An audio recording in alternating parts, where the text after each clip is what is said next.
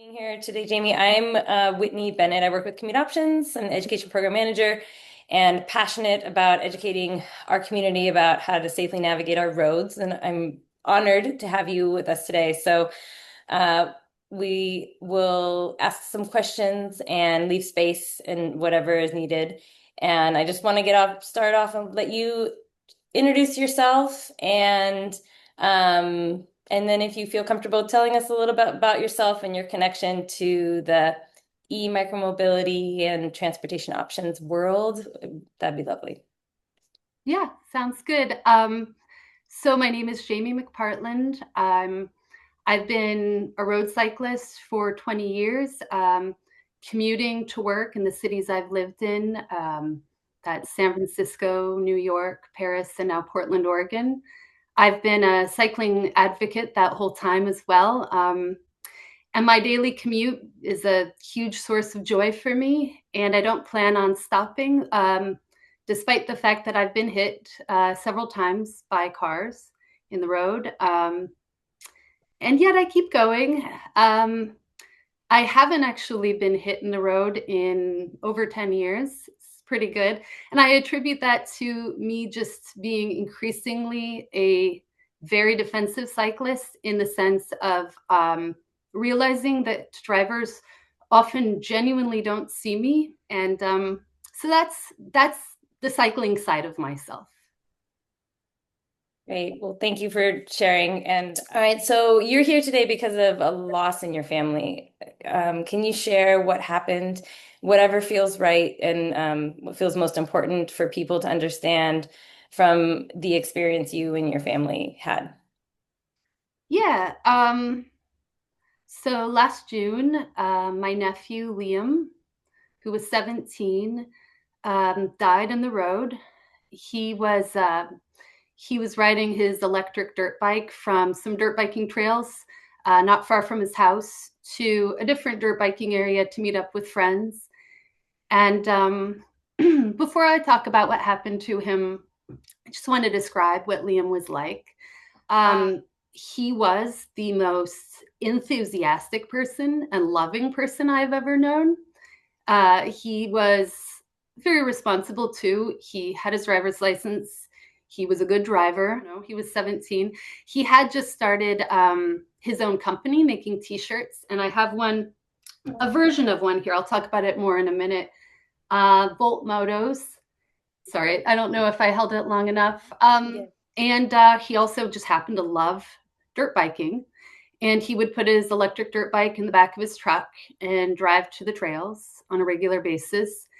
And at some point, he must have decided it was more convenient or practical to forgo the truck and ride his dirt bike to the trails. It wasn't very far. So he was riding from the dirt biking trails in the woods, going pretty slowly as he came down what I would consider a country road to make a left turn onto another small road. He was doing all the things I, as an experienced cyclist, would have done. He signaled to the driver kind of perpendicular to him and smiled at him, as we later found out. He was making that turn when a motorist came down the same hill behind him at about 60 miles per hour. There were and there are at least three share the road signs, share the road with cyclist signs coming up on that road, but the driver didn't see them or didn't register them. He also didn't see my nephew, and he slammed into him at about 60 miles per hour, as I mentioned, and my nephew flew off his bike, and a few minutes later, he died there on the road. A few hours later, police came to my brother's door, and they had him identify his son by pictures of his shoes, the shoes he was wearing, and by the Volt sticker he'd made and had on his bike frame. And of course, at that moment, my brother was destroyed. He still is. And our whole family has changed. And Liam has 3 younger siblings, my niece and nephews, and they're trying to survive this as well. What we lost was this huge, warm, positive presence in our lives. Um, he was such a force of love. And we go to the memorial on the side of the road where he died. We have candles, letters to him, and other things there, flowers. And we're always kind of negotiating with the school that shares that fence about how much we can leave, how much is appropriate. And none of it's enough, of course. So about 2 months after he was killed, the police investigation wrapped up. And they found the driver not to be at fault in any way, which obviously was hard to hear. After he died, I kind of looked into things more, and it looks like this is actually a really common outcome when kids are hit and even killed on whether they be acoustic bikes or e-bikes or e-dirt bikes. Doesn't really matter. The motorist is usually, if not never, held responsible. The man who killed Liam didn't even have an alcohol test taken after. And we even have a word for this. It's motor normativity. It means that it's almost like cars and reckless driving are like this natural force, and we just have to make sure not to get in its path. And if we do, it's our fault, and we're just like obvious casualties. I did want to show his shirt a little more. This is the original logo Liam designed, and he did these at home with some kind of like sticker machine. I don't know what it was. And hundreds of these were printed after he died for all of us. He had a big community. And his friends added a few things. They added Love Liam. And then on the back side, they added LLL, which it means live like Liam, or other people say long live Liam. It doesn't matter. It's all just, it recognizes what he was really like, which is important. So Although I hope that we can continue to work to create clarity so that there's more justification in situations like that. But like you said, nothing will ever be enough at this point, but we can always just keep on moving forward with the hope to bring a little bit more change and awareness and safety. So thanks for sharing. So, after going through that, what did you learn? Did you feel like you learned that you wish more families knew, especially about the difference between e-bikes and e-motos and what we're seeing out on our roads? yeah, even though it didn't really matter that Liam was on an electric dirt bike when he was killed, because he was following the rules of the road. He was doing as any of us would have done. I did become very interested in the differences between electric dirt bikes, and also known as e-motos, versus e-bikes.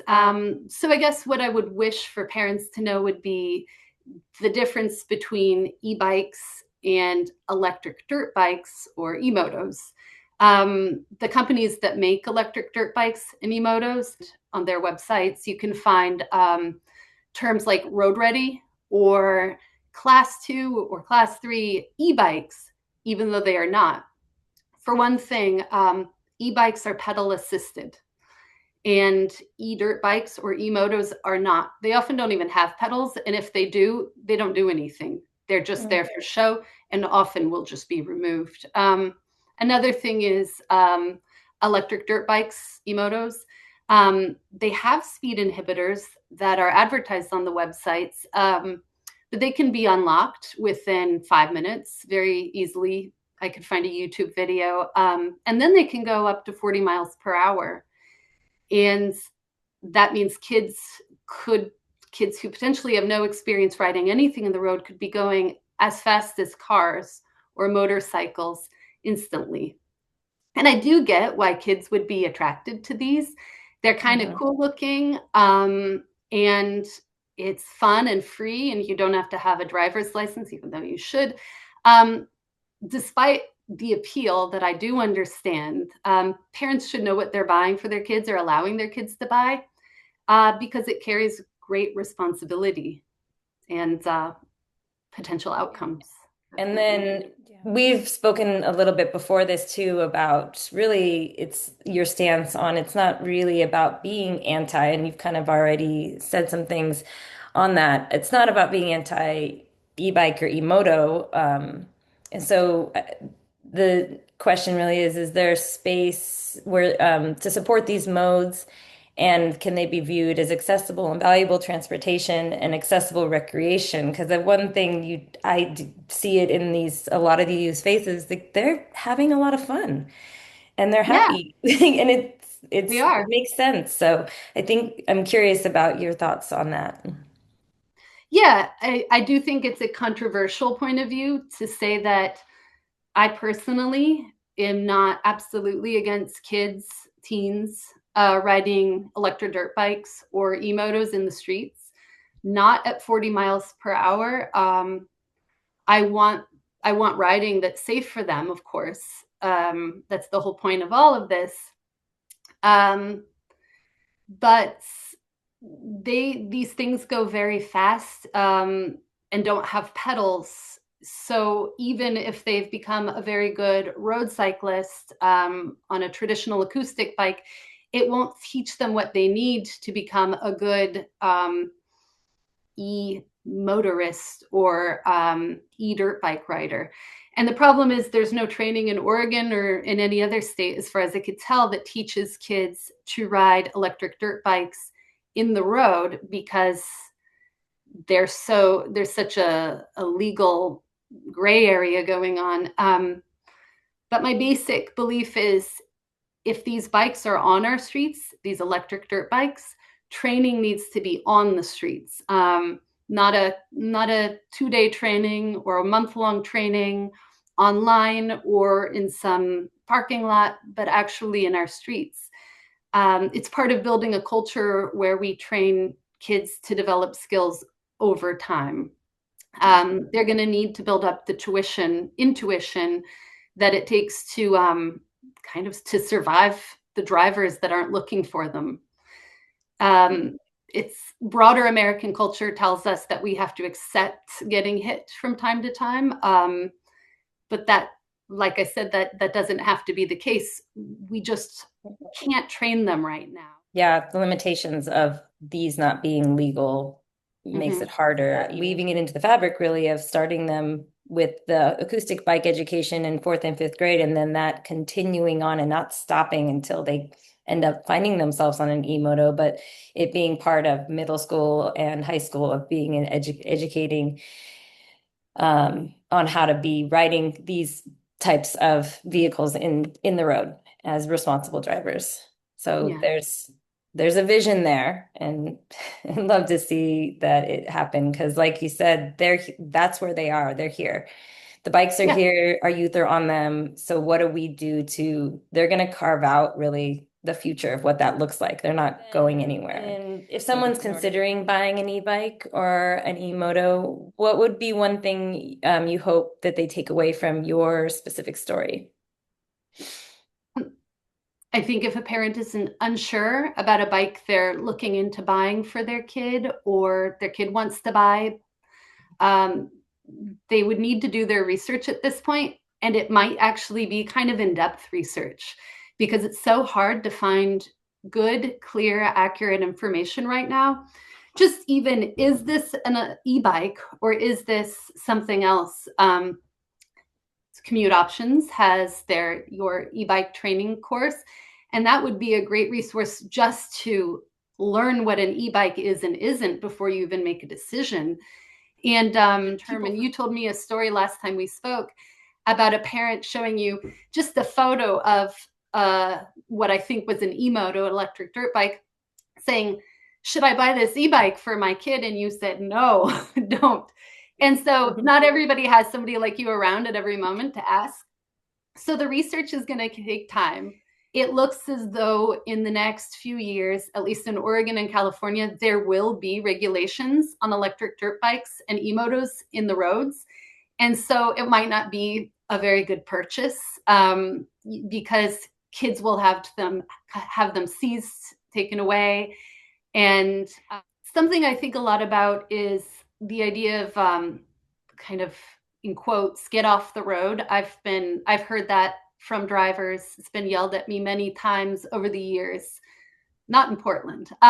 Get off the road. And I would hate for crashes like Liam's, like my brother getting driven off the road by a car, like me getting hit, my husband getting hit.